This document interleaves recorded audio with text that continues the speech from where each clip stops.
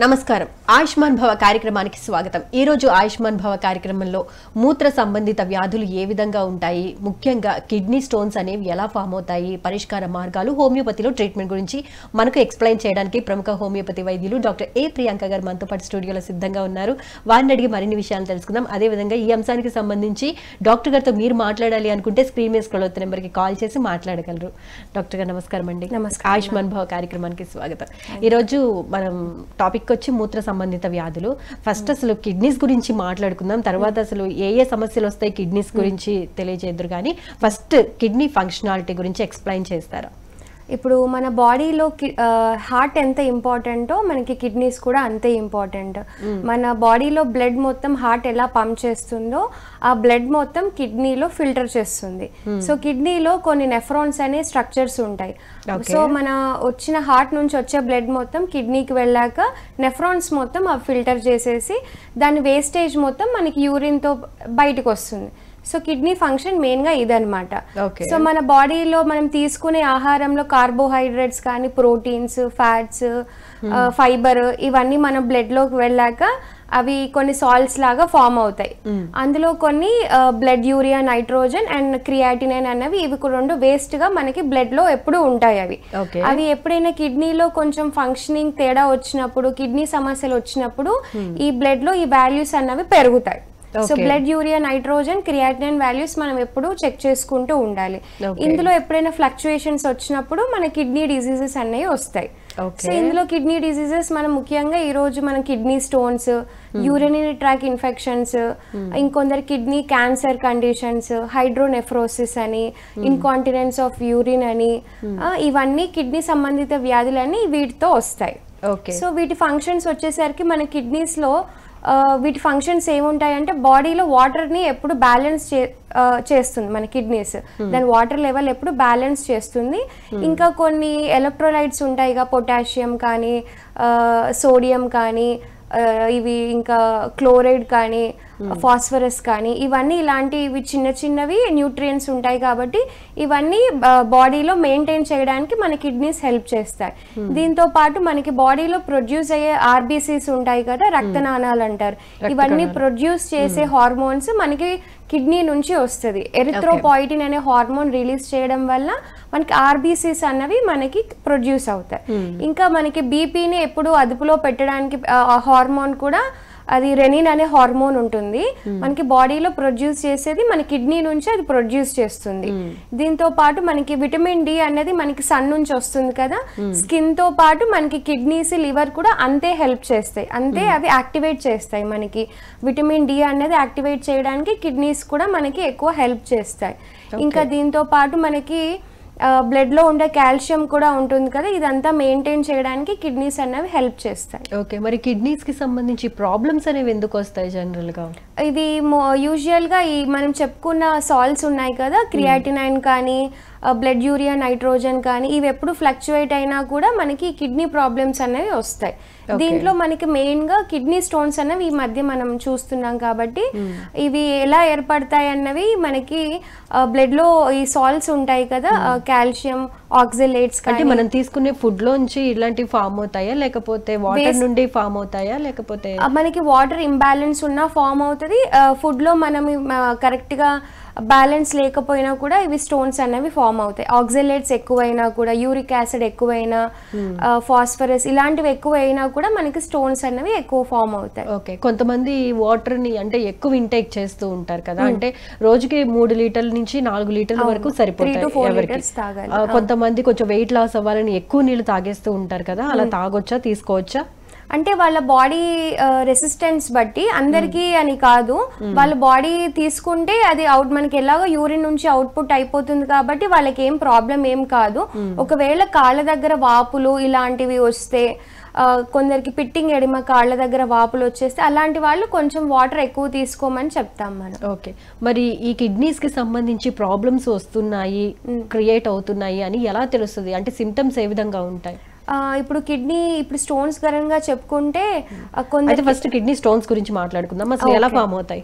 Kidney stones అంటే ఇప్పుడు బ్లడ్లో ఈ సాల్ట్స్ ఉంటాయి కదా, ఆక్సలేట్స్, కాల్షియం కానీ ఇవన్నీ ఏంటంటే ఇవి బ్లడ్లో ఎక్కువ కాన్సన్ట్రేట్ చేశాయి అనుకోండి, మన ఫిల్టరేషన్ దగ్గర కిడ్నీ దగ్గర ఏమవుతాయంటే ఇవి క్రిస్టల్స్ లాగా ఫామ్ అయిపోయి మెల్లిమెల్లిగా అవి స్టోన్స్ లాగా ఫామ్ అవుతాయి, డిపాజిట్ అయిపోతాయి. సో వాటర్ తక్కువ ఉంటుంది కాబట్టి వీళ్ళకి ఫ్లష్ చేయడానికి దానికి దారి లేక అక్కడే ఏమంటారు అక్కడ స్ట్రక్ అయిపోతాయి కిడ్నీలో. సో ఈ సాల్ట్స్ అనేవి ఫామ్ అయిపోయి అవి స్ట్రక్ అయిపోయి యూరిన్ అనేది అవుట్పుట్ తక్కువ చేసేసి ఈ స్టోన్స్ ఫామ్ అవ్వడం వల్ల మనకి ఏమంటారు అవుట్పుట్ తక్కువ రావడము, యూరిన్లో మంట రావడం, ఇలాంటి సిమ్టమ్స్ అన్ని మనకి బయటకు వస్తాయి. ఓకే, అంటే ఎంత సైజు స్టోన్ ప్రమాదకరం?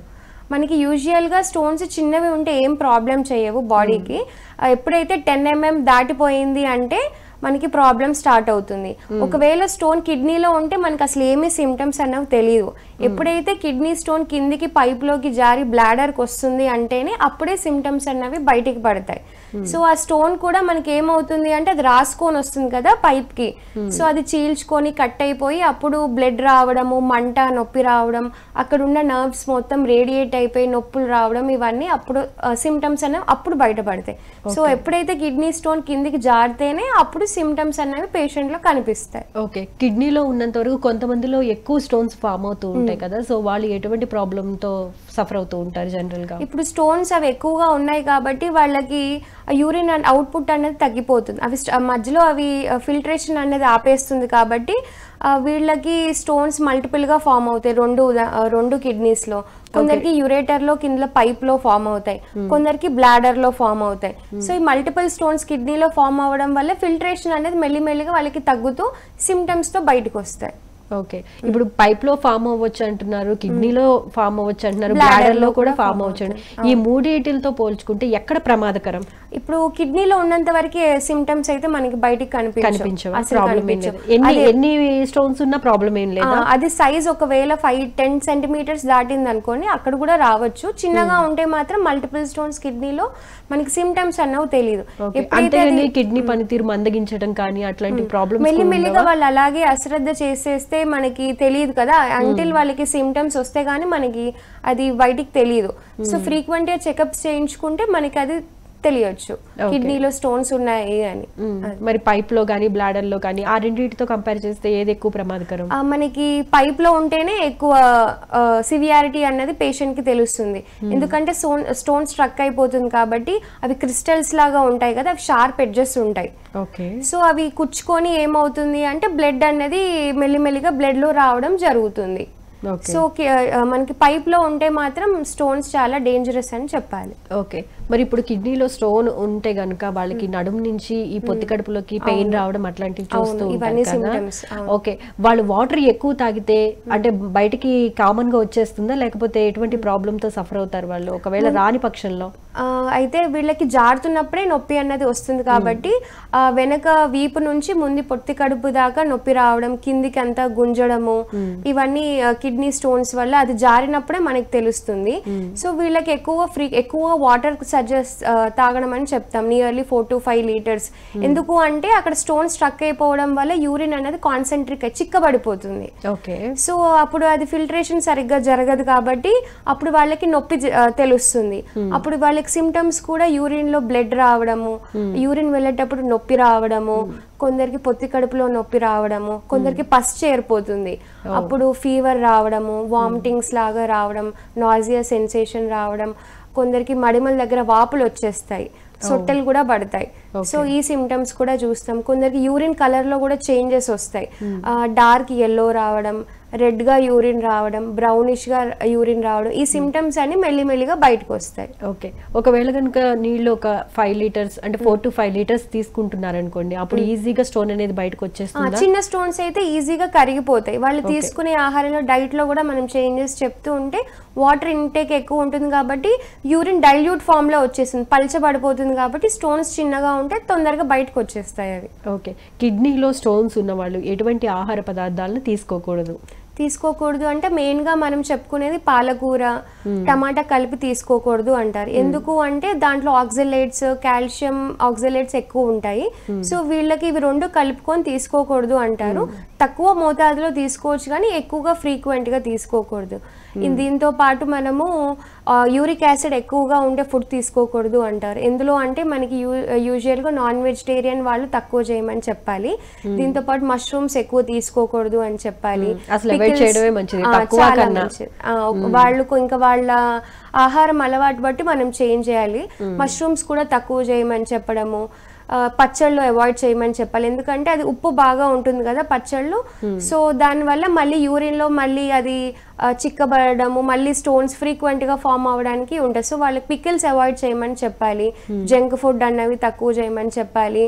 సో వాటర్ ఎక్కువ తీసుకోమని మనం చెప్తే వాళ్ళకి ఈజీగా యూరిన్ అనేది అవుట్పుట్ వస్తుంది. ఓకే, మరి ఏం తీసుకోవచ్చు?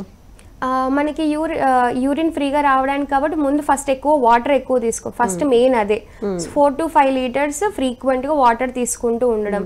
దీంతో పాటు మళ్ళీ విటమిన్ సి ఉన్నవి కూడా ఎక్కువ తీసుకోవాలి. సిట్రస్ ఫ్రూట్స్ తీసుకోవాలి, పపాయ, జామకాయ, పైనాపిల్, వీటికి. దీంతో పాటు B6 ఉన్న ఫుడ్ మనం ఎక్కువ తీసుకోవాలి. B6 ఫుడ్ ఏంటంటే పైరిడాక్సిన్ అనేది ఫుడ్ లో ఉంటుంది.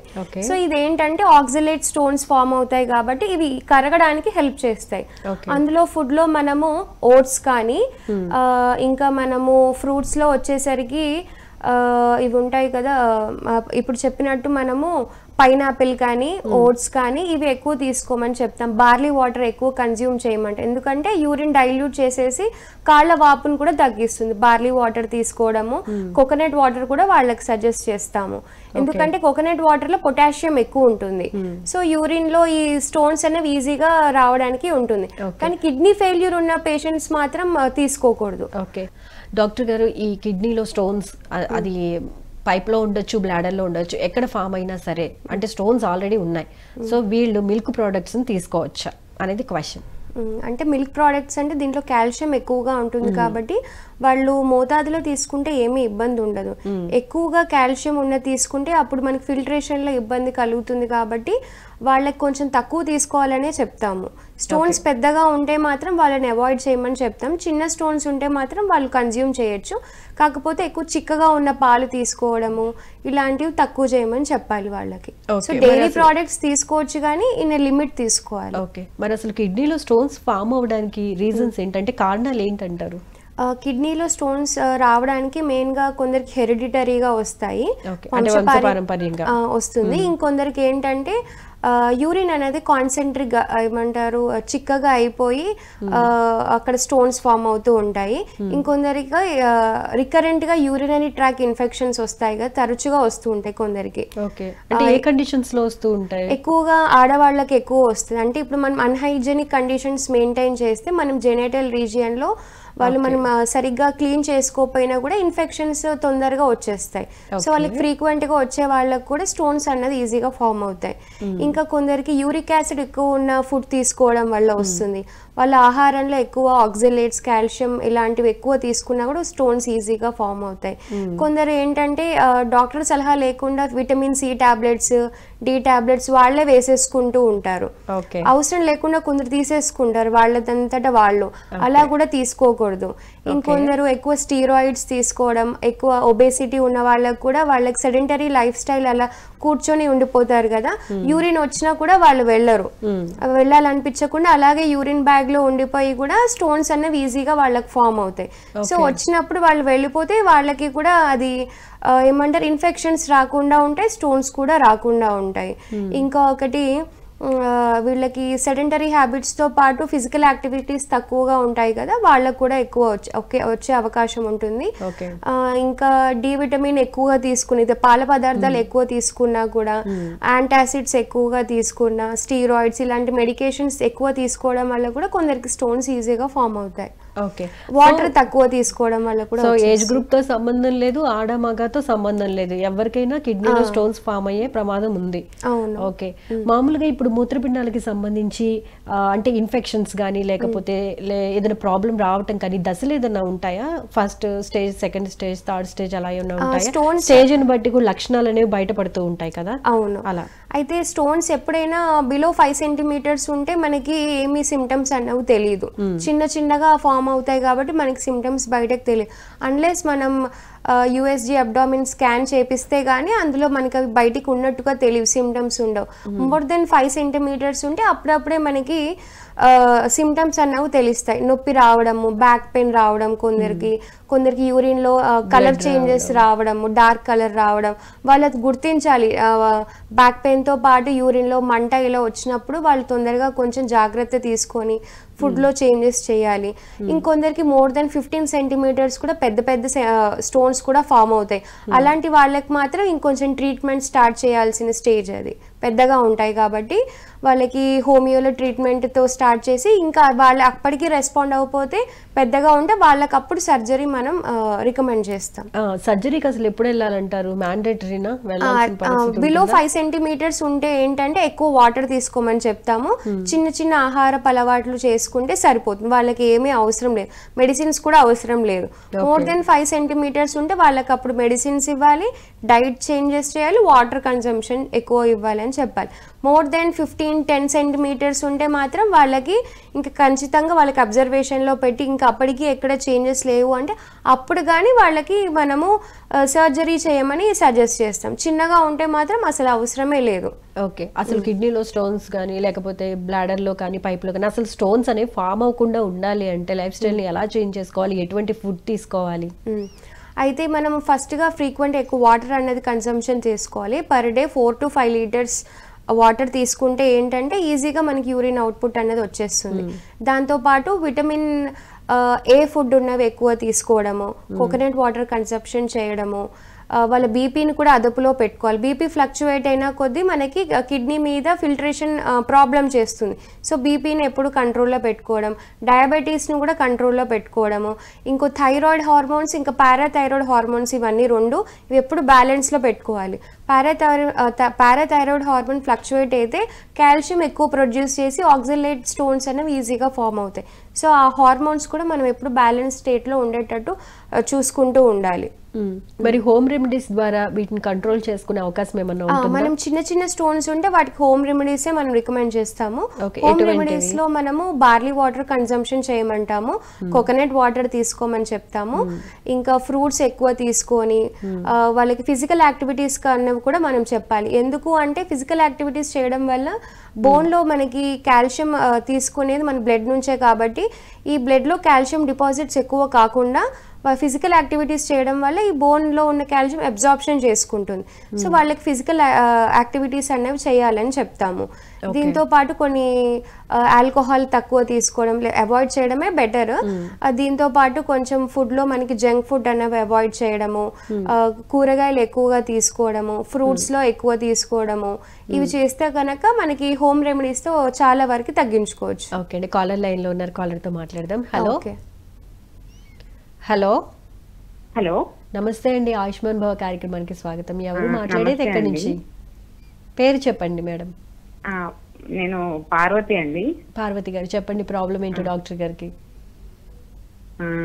మా అమ్మగారికి కిడ్నీలో స్టోన్స్ ఉందని చెప్పేసి డాక్టర్ గారు ఆపరేషన్ సజెస్ట్ చేశారు. ఓకే.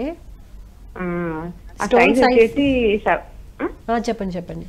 సైజ్ వచ్చేసి 7 mm అంత, 7 సెంటీమీటర్స్. ఓకే. అది కంపల్సరీ చేయించుకోవాలా సర్జరీ అని డౌటా లేదా అనేది?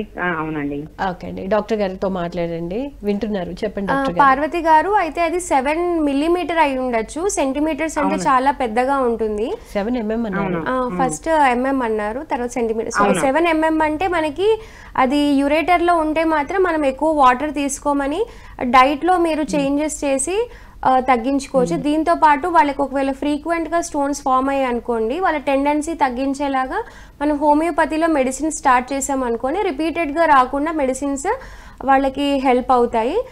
దీంతో పాటు మళ్ళీ డైట్లో వీళ్ళు కొన్ని చేంజెస్ కూడా చేయాలి. ఎందులో అంటే బార్లీ వాటర్ తీసుకోవడము, కొంచెం కోకోనట్ వాటర్ ఫ్రీక్వెంట్గా తీసుకోవడము, మెడిసిన్స్తో కూడా తీసుకుంటే వీళ్ళకి తొందరగా స్టోన్స్ అనేవి తొందరగా తక్కువ అవుతాయి. అంటే పెయిన్ బాగా వస్తుందండి? అంటే జంక్షన్ దగ్గర ఉందని చెప్పారంట. ఓకే, అంటే బ్లాడర్ దగ్గరకు వచ్చేసింది కాబట్టి వాళ్ళు ఏంటంటే అది తొందరగా రాలిపోతుంది, యూరిన్లో బయటకు వచ్చేస్తుంది. సో వాటర్ ఎక్కువ తీసుకుంటే ఆ చిన్నది 7 mm అంటే చాలా చిన్న స్టోనే, అది తొందరగా బయటకు వచ్చేస్తుంది. వాటర్ ఎక్కువ తాగి నడుస్తూ ఉండమనాలి, అది ఆ మూమెంట్కి అది రోల్ అవుతూ కిందికి వచ్చేసి బోర్లో వచ్చేస్తుంది యూరిన్లో. ఇంకేమైనా డౌట్స్ ఉన్నాయండి? లేదండి, ఆపరేషన్ అవసరమా లేదా? దానికైతే అవసరం లేదు. 7 mm కి స్టోన్ కి మనకి ఎందుకంటే జంక్షన్ దాకా వచ్చింది కాబట్టి అది కిందికి జారిపోతుంది, అక్కడ మనకి సర్జరీ అసలు అవసరం లేదు. వాటర్ ఎక్కువ తీసుకుంటే అది ఫ్లష్ అయిపోయి బయటకు వచ్చేస్తుంది. అండ్ ఫుడ్ విషయంలో కొంచెం జాగ్రత్తలు పాటిస్తే ఫుడ్ లో చేంజెస్ చేస్తూ మీకు తగ్గిపోతుంది, బయటకు వచ్చేస్తుంది. Okay, thank you so much అండి కాల్ చేసినందుకు. థ్యాంక్ యూ అండి. రైట్ అండి. మరి ఇప్పుడు కిడ్నీలో స్టోన్స్ సకాలంలో గుర్తించకపోతే ఏం జరుగుతుందండి? మనకి కొన్ని ఇలాగే స్టోన్స్ ఉండిపోయడం వల్ల మెల్లిమెల్లిగా వాటి ఫిల్టరేషన్ తగ్గిపోతుంది కదా. సో మెల్లిమెల్లిగా వీటి వల్ల కిడ్నీ ఫెయిల్యూర్ అయ్యే అవకాశం ఉంటుంది, ఫిల్టర్ అవ్వదు ఇంకా. సో అప్పుడు వాళ్ళకి డయాలసిస్కి వెళ్ళే కేసెస్ కూడా అయిపోతుంది, అప్పుడు రక్తం అనేది శుద్ధి పడదు, బ్లడ్లో అలాగే ఉండిపోతుంది. సో వీళ్ళకి డయాలసిస్ రికమెండ్ చేస్తాము. క్రియాటినిన్ లెవెల్ కూడా ఎక్కువ అయిపోతూ ఉంటుంది, అప్పుడు వాళ్ళకి కాళ్ళు వాపులు రావడం, కళ్ళ కింద వాపులు రావడము, ఫ్రీక్వెంట్గా ఇన్ఫెక్షన్స్ రావడం, జ్వరం రావడము, ఇవన్నీ వస్తాయి. సో ముందుగా మనము ఫ్రీక్వెంట్గా చెకప్స్ చేయడం వల్ల క్రియాటినిన్ అనేది ఎప్పుడు ఎవ్రీ 6 months 1 yearకి ఒకసారి వాళ్ళు ఎప్పుడు దాన్ని మానిటర్ చేసుకుంటూ ఉండాలి. ఓకే, ఇప్పుడు కిడ్నీలో స్టోన్స్ ఫామ్ అయ్యే శరీరతత్వం ఉన్న వాళ్ళకి ఒకవేళ అది బయటకు వచ్చేసినా కూడా మళ్ళీ ఫామ్ అయ్యే ఛాన్సెస్ ఎందుకు ఎక్కువగా ఉంటాయి? ఇంకా వాళ్ళు చేసే వాళ్ళ లైఫ్ స్టైల్ హ్యాబిట్స్ వాళ్ళు ఒకసారి వచ్చిందంటే వాళ్ళు జాగ్రత్త పడాలి. సో వాటర్ ఎక్కువ తీసుకోవడంతో పాటు వాళ్ళు చేంజెస్ చేస్తే అవి ఫ్రీక్వెంట్ గా రాకుండా ఉంటాయి. ఇంకొందరికి ఏంటంటే హెరిడిటరీగా వస్తే వాటిని మనం ఏం చేయాలి అంటే ఇప్పుడు మన హోమియోపతి ఖచ్చితంగా ఫామ్ అయ్యే ఛాన్స్ అయితే ఉంటది, వస్తాయి. అంటే అందరికీ కాదు, కొందరికి ఏంటంటే ఓన్లీ వాటర్ ఇంటేక్ వల్ల వస్తుంది, వాళ్ళు ఫుడ్ చేంజెస్ లో సరిపోతుంది. కొందరికి ఏంటంటే మల్టిపుల్ గా ఫామ్ అవుతూ ఉంటాయి, 4-5 స్టోన్స్ 7-8 స్టోన్స్ రెండు వైపులా అవుతాయి. అలాంటి వాళ్ళకి హెరిడిటరీగా వస్తున్నట్టు లెక్క. సో వాళ్ళకి ఏంటంటే కొంచెం కాన్స్టిట్యూషనల్గా ట్రీట్మెంట్ ఇస్తూ రిపీటెడ్గా రాకుండా మన హోమియో ద్వారా మందులు ఇస్తే ఆ స్టోన్ సైజు ఫ్రీక్వెంట్గా రాకుండా చిన్నగా వచ్చినా కూడా మనకి ఈజీగా తగ్గిపోయేలాగా ఉంటాయి. ఓకే, ఎటువంటి టెస్టులు చేయించుకోవాలంటారు? వీటికి కిడ్నీ స్టోన్స్ మనం మెయిన్గా మనకి బ్లడ్లో కొన్ని టెస్ట్లు ఉంటాయి, క్రియాటినిన్ టెస్ట్ అంటారు, ఇంకొకటి బ్లడ్ యూరియా నైట్రోజన్ టెస్ట్. ఇవి రెండు మానిటర్ చేసుకుంటూ మనకి అల్ట్రాసౌండ్ అబ్డామిన్ పెల్విస్ స్కానింగ్ చేసుకుంటూ ఉండాలి. యూరిన్ కల్చర్ కూడా అది ఎసిడిక్గా ఉందా, కొందరికి ఎసిడిటీ యూరిన్లో ఎక్కువ ఉండడం వల్ల వాటర్ వల్ల కూడా స్టోన్స్ ఫామ్ అవుతాయి. ఇవి 4 ఎప్పుడు మనం మానిటర్ చేసుకుంటూ ఉండాలి. ఒకసారి స్టోన్ వచ్చిందనుకో ఇవి ఎవ్రీ 6-7 monthsకి ఇవి తరచుగా చేయించుకుంటూ ఉండాలి. ఓకే, నార్మల్ పర్సన్స్ కూడా చేయించుకోవచ్చా? అంటే కిడ్నీలో స్టోన్స్ ఉంటే మనకి తెలియదు సిమ్టమ్స్ అని చెప్పారు కాబట్టి. సో ఏంటంటే ఇప్పుడున్న జనరేషన్లో మనం ఎవ్రీ 7-8 monthsకి మనకి బాడీ చెకప్స్ అనేవి చేసుకోవడం రికమెండ్ చేస్తాం. సో ఏంటంటే ఇప్పుడు వచ్చే రోజులు ఎలా ఉన్నాయో తెలియట్లేదు కదా, సో మనం ఎప్పుడు హెల్త్ని మానిటర్ చేసుకుంటూ జాగ్రత్తగా ఉండడం కాబట్టి వీటికి బాడీ చెకప్స్ చేసుకుంటూ ఉంటే మనకి తెలుస్తుంది. ఓకే, ఇప్పుడు మూత్రపిండాలకి సంబంధించిన సమస్యలు ఇంకా ఎన్ని రకాలుగా ఉంటాయి? యూరిన్ ఇన్ఫెక్షన్స్, ఇప్పుడు షుగర్ పేషెంట్స్ తీసుకుంటే ఎక్కువగా యూరిన్కి వెళ్తూ ఉంటారు కదా, సో మూత్రపిండాలకు సంబంధించిన సమస్యలు ఉంటే షుగర్ పేషెంట్స్కి ఎలా ట్రిగ్గర్ అవుతుంది? ఏంటంటే వాళ్ళకి ఫ్రీక్వెంట్గా యూరినేషన్ వస్తుంది, కొందరికి ఇచ్చింగ్ కూడా స్టార్ట్ అవుతుంది. మనకి డయాబెటీస్ కంట్రోల్ లేదు అంటే వాళ్ళకి ఏమవుతుందంటే యూరిన్ వెళ్ళే ఏరియాలో ఇచ్చింగ్ కొందరికి వస్తుంది, మంట కూడా వస్తుంది. కొందరికి ఏంటంటే బ్యాక్ పెయిన్ రావడం. సో వీళ్ళకి ఎప్పుడు ఫాస్టింగ్ పోస్ట్ లంచ్ ఎప్పుడు వాళ్ళు మానిటర్ చేస్తూ ఉండాలి. ఎక్కువ అవుతుంది అంటే వాళ్ళు ఒకసారి ఎండోక్రైనాలజిస్ట్కి కూడా కన్సల్ట్ చేసి దాని ప్రకారంగా మెడికేషన్ తీసుకుంటూ దాంతోపాటు హోమియోపతి మెడిసిన్స్ కూడా తీసుకుంటే ఏంటంటే వాళ్ళకి ఫ్రీక్వెంట్గా రాకుండా చేసేసి స్టోన్స్ అన్నవి తొందరగా బయటికి వచ్చే అవకాశం ఉంటుంది. ఓకే, మరి కొంతమందికి యూరిన్ అనేది నురగగా వస్తుంది అని కంప్లైంట్ చేస్తూ ఉంటారు కదా, ఆ కండిషన్ ఎందుకు కనిపిస్తుంది? అది కిడ్నీ ఫెయిల్యూర్లో చూస్తాము. ఎందుకు అంటే వాళ్ళకి ఈ పొటాషియం కానీ మన మినరల్స్ అన్నీ ఉంటాయి కదా, అవన్నీ అక్కడ ఏమంటారు స్ట్రక్ అయిపోతాయి. సో వాళ్ళకి ఫిల్టరేషన్ అనేది సరిగ్గా అవ్వక యూరిన్స్లో ఆల్బ్యూమిన్ అనేది రిలీజ్ అవుతుంది. సో వాళ్ళకి బ్లడ్ కూడా వాళ్ళకి షుగర్ కంట్రోల్ ఎక్కువ ఉందనుకోండి, వాళ్ళకి నురగలాగా చూస్తాం. సో ఆల్బ్యూమిన్ అనేది వాళ్ళకి యూరిన్లో రిలీజ్ అవుతూ ఉంటుంది. రిలీజ్ ఇలా ఇచ్చినప్పుడు వాళ్ళకి నురగ వస్తుంది. అంటే ఏంటి అంటే వాళ్ళ కిడ్నీలో అన్నవి ఫిల్టరేషన్ సరిగ్గా అవ్వట్లేదు. సో గ్లోమెరులార్ ఫిల్టరేషన్ రేట్ అంటారు. సో జిఎఫ్ఆర్ రేట్ వాళ్ళకి ఎప్పుడు అది మానిటర్ చేయాలి. ఇది ఫెయిల్యూర్ కింద వస్తుంది. కిడ్నీ ఫెయిల్యూర్ పేషెంట్స్లో నురగా వస్తుంది. సో వాళ్ళకి ఎప్పటికీ అప్పుడు దాంట్లో స్టేజెస్ ఉంటాయి. దాంట్లో కూడా ఒక 4-5 స్టేజెస్ ఉంటాయి. సో వాళ్ళకి ఎప్పుడు మనకి నార్మల్ పీపుల్కి అయితే మోర్ దెన్ 90 ఉండాలి ఎప్పుడైనా. సో అలా నురగా వస్తుంది అంటే అది బిలో 50-40 కింద ఉన్నట్టు. సో ఆల్బ్యూమిన్ లీక్ అయిపోతుంది, అంటే కిడ్నీ ఇంకా తీసుకోవట్లేదు, ఫిల్టర్ చేయట్లేదు. ఎలాగైతే మనకి యూరిన్ బ్లడ్లో వచ్చేస్తుందో అలాగే అది అవుట్పుట్ కూడా అలాగే వస్తుంది. ఫిల్టరేషన్ మనకి అవ్వదు, ఇంకా అదంతా బయటకు రావడం వల్ల వాళ్ళకి నురగలాగా వస్తుంది. ఓకే, ఇంకా చిన్నపిల్లల్లో తీసుకుంటే వాళ్ళు ఎక్కువగా యూరిన్ వెళ్ళడానికి ఇంట్రెస్ట్ చూపించకుండా ఉంటారు. సో అది ఎక్కువసేపు ఉండడం వల్ల ఎటువంటి ప్రాబ్లమ్ ని వాళ్ళు ఫేస్ చేయడం జరుగుతుంది చిన్నపిల్లల విషయంలో? చిన్నపిల్లల్లో ఏంటంటే వాళ్ళు ఎక్కడైనా బయటికి వెళ్తే ఫస్ట్ ఆఫ్ ఆల్ వాళ్ళు యూరిన్ వెళ్ళడానికి ఇష్టపడరు, అలాగే ఆపేసుకుంటారు. సో దాని వల్ల ఏంటంటే వాళ్ళకి కడుపు నొప్పి రావడము, అక్కడ మనకి నొప్పి రావడము, కొంచెం దురద రావడము, అలాగే తర్వాత యూరిన్ వాళ్ళు వెళ్ళేటప్పుడు మంట రావడము, ఇవన్నీ చిన్న పిల్లల్లో ఉంటాయి. సో వాళ్ళకి మనం ముందే చెప్పాలి, యూరిన్ వచ్చినప్పుడు గైడ్ చేయాలి, వెళ్ళమని చెప్పాలి.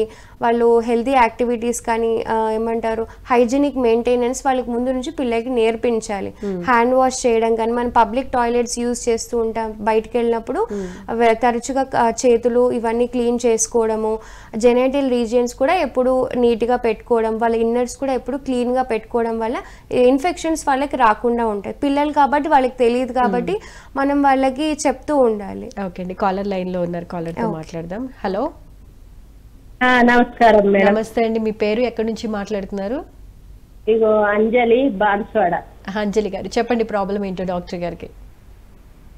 నాకు మూత్రాశయంలో స్టోన్ ఉందని అన్నారు, స్కానింగ్ తీస్తే.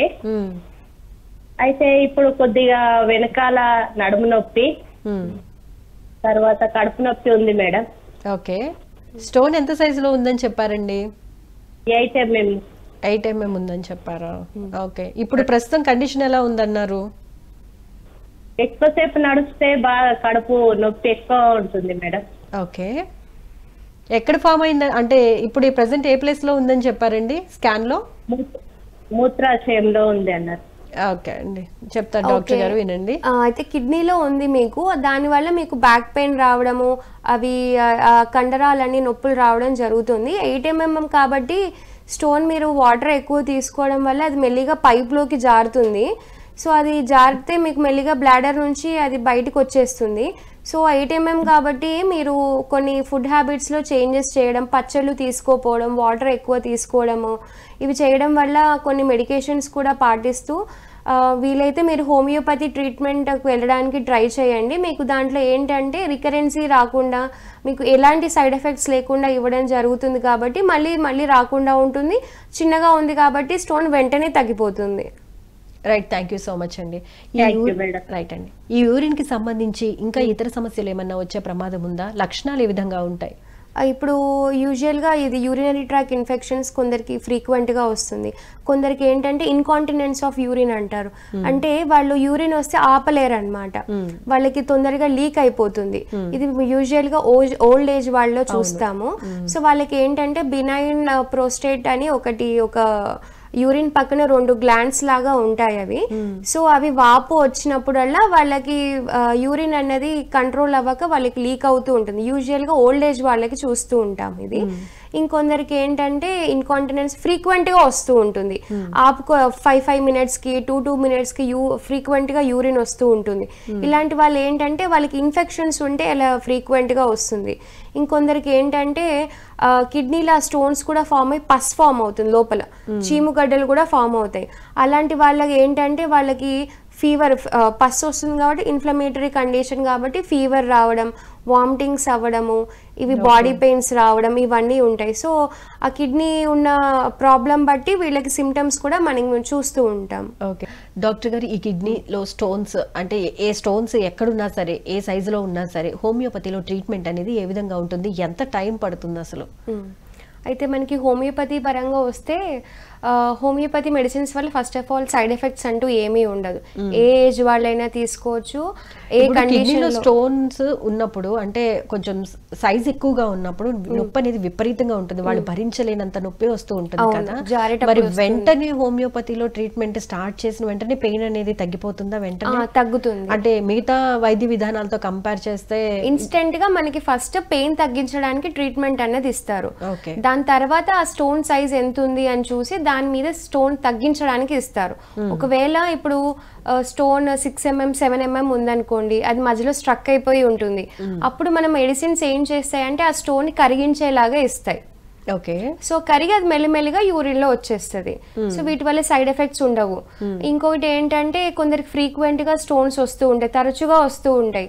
వాళ్ళ టెండెన్సీని తక్కువ చేసేలా వస్తుంది. ఇప్పుడు సపోజ్ కొందరికి 3-4 months కి ఫ్రీక్వెంట్ గా వస్తుంది, ఎవ్రీ ఇయర్ లో వస్తుంది.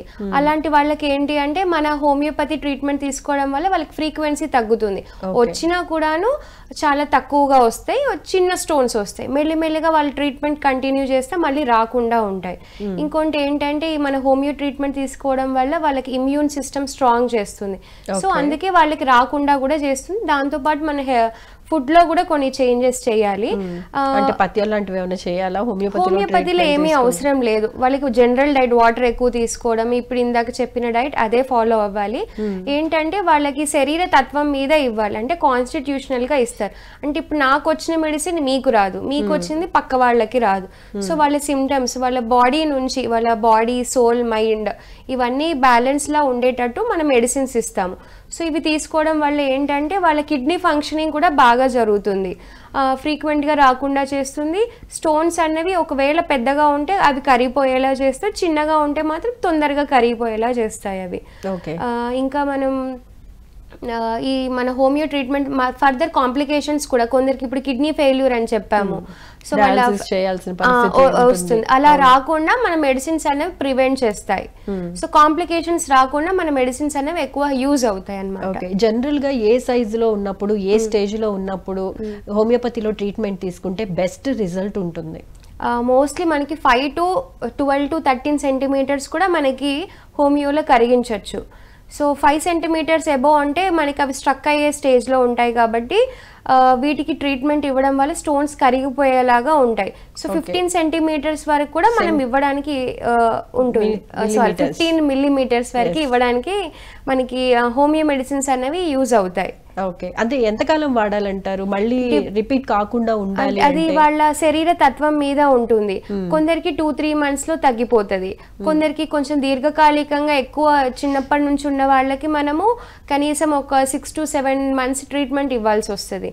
సో వాళ్ళకి ఎవ్రీ మంత్ మెడిసిన్ ప్లాన్ కూడా చేంజ్ అవ్వడము, వాళ్ళకి సైజ్ బట్టి, వాళ్ళకి ఇంకా ఉన్న సిమ్టమ్స్ బట్టి. కొందరికి ఏంటంటే బ్లడ్ లో, యూరిన్ లో మంట వస్తుంది, సో వాళ్ళకి వేరే మందులు ఇస్తారు. కొందరికి బ్లడ్ పడుతుంది, వాళ్ళకి వేరే మెడిసిన్స్ ఉంటాయి. సో అందరికి సేమ్ మెడికేషన్ అన్నది ఉండదు. వాళ్ళ బాడీ టు బాడీ చేంజ్ అవ్వడం వల్ల వాళ్ళకి ట్రీట్మెంట్ ప్లాన్ కూడా చేంజ్ ఉంటుంది. ఓకే, కిడ్నీలో స్టోన్స్ అని కాకుండా యూరినరీ ఇన్ఫెక్షన్స్ కి హోమియోపతిలో ట్రీట్మెంట్ అనేది ఏ విధంగా ఉంటుంది? ఇప్పుడు సేమ్ మనకి వాళ్ళకి కూడా యూరినరీ ట్రాక్ ఇన్ఫెక్షన్స్ వస్తాయి కాబట్టి వాళ్ళకి ఈ బ్యాక్టీరియల్ ఇన్ఫెక్షన్స్ కానీ ఫంగల్ ఇన్ఫెక్షన్స్ కానీ ఫ్రీక్వెంట్ గా వస్తాయి. సో వాళ్ళకి వచ్చే సిమ్టమ్స్ మీద ఏంటంటే వాళ్ళకి దురద రావడం, మంట రావడం, చీము రావడం, ఇవన్నీ సిమ్టమ్స్ ఉంటాయి కాబట్టి వాళ్ళ ఫ్రీక్వెన్సీని రాకుండా, రిపీటెడ్గా బ్యాక్టీరియల్ ఇన్ఫెక్షన్స్ రాకుండా మన మెడిసిన్స్ ఏంటంటే ఇమ్యూని బూస్ట్ చేస్తుంది. సో ఈ మెడిసిన్స్ తీసుకోవడం వల్ల సైడ్ ఎఫెక్ట్స్ కూడా ఉండవు. Right, thank you so much అండి. కిడ్నీలో స్టోన్స్ గురించి చాలా చక్కగా ఎక్స్ప్లెయిన్ చేసినందుకు అండ్ మా కాలర్స్ అడిగిన ప్రశ్నలు కూడా చాలా చక్కటి సమాధానాలు వివరించినందుకు ధన్యవాదాలు. Thank you so much.